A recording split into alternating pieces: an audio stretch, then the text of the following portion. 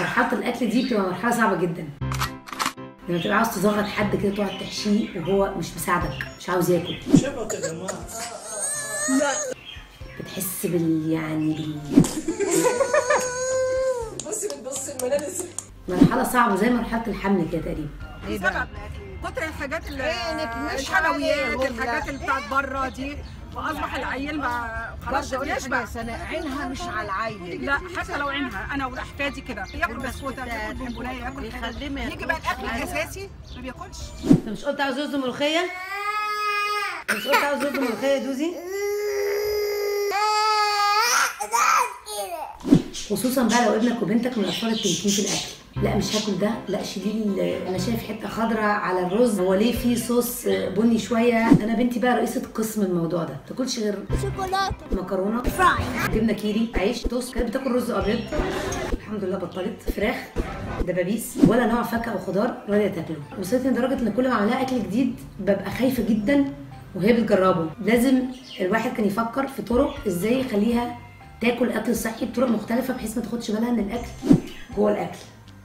قاعده هناك بس حتى سمعت الحمد لله. اهرس مثلا الافوكادو او اي نوع خضار ممكن يتهرس واحطه في البانيه، في البيض، في التتبيله بتاعت البانيه، واحطه على الاقل قال يعني كانت خضار يعني، بس كل فين وفين. او مثلا الجبنه، هي بتحب الجبنه الكيري بس تاكلها حاف 24 ساعه.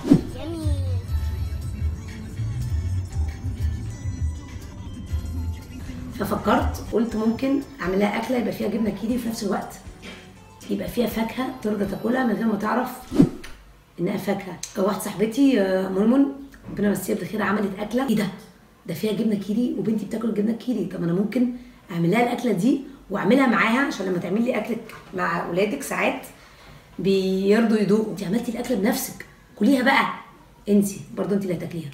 I'm cutting the pajama. Look, turkey. على تشيز. هي عباره عن علبتين بسكوت، علبتين قشطه، ومعاهم 7 قطع كيري مكعبات، وواحد كومبوت اي فاكهه تحبيها، العصير بتاعه، وفانيليا. ايه احسن حاجه في الانجريدينتس دي كلها اللي بتحبيها؟ البسكوت والكيري والكريم. الايه؟ البسكوت والكيري والكريم. طيب ماشي، وهم دول ال3 حاجات. تعملي ايه؟ اول حاجه تجيبي بايركس كده وتحطي فيه البسكوت، ترصيه جنب بعض كده. Oh, I know what we're gonna do.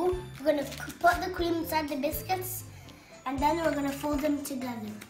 وبعدين تحطي شويه عصير عليه من الكومبوت عشان تقدري تطحنيه. لما تطحنيه كده يبقى ايه، مفروض كده كانه ايه، لاير زي تشيز كيك كده. تعملي لاير. تعالي بصي بنعمل ايه. وبعدين تجيبي سلطانيه وتحطي فيها علبتين القشطه وعليهم ال7 قطع كيري، وتحطي عليهم شويه سيرب من العصير من الكومبوت، وتزودي الفانيليا. بعدين تاخدي قطع الفاكهه تقطعيها وتحطيها على السلطانيه دي، كل ده على بعضه على بعضه على بعضه، تفرديه بقى على ايه، على البسكوت اللي انت عملتيه ده. طب يلا هنحط بقى كده طبقه من الكريمه بالكيري بالفاكهه فوق الطبقه بتاعت البسكوت اللي احنا عملناه بالايه، بالعصير. هتاخدي بسكوت تحطيه جوه المطحنه لحد ما يبقى عامل زي التراب. الاكله دي اسمها تراب الملكه. That looks like تراب. بالظبط، رهيبه رهيبه. تحطيها في الثلاجه بعد ما تخلصي لحد ما يسقع.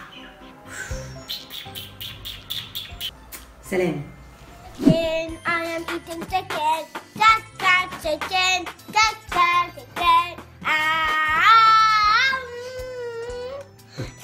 Thank you very much.